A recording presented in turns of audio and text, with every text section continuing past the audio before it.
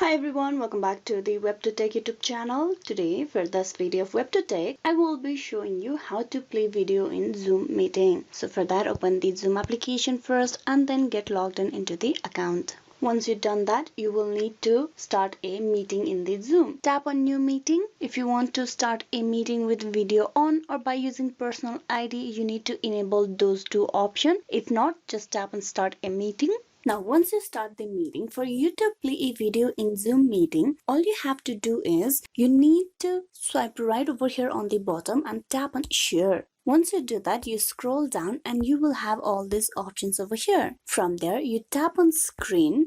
So once you tap on screen, you will be sharing your screen to the other participant in the Zoom meeting. So if you want to play a video, all you have to do is go to the phone gallery and play the video that you want. Tap and play that video. You can lower or higher the sound in this as well. The other participant in Zoom will be able to view this video at the real time as you are watching it along with everyone else in the meeting, as you are sharing your phone screen or your window screen while you're at Zoom meeting. So this is how you can play a video in meeting. Hope this video was useful. Please like and subscribe the Web2Tech YouTube channel. Thank you for watching till the very end.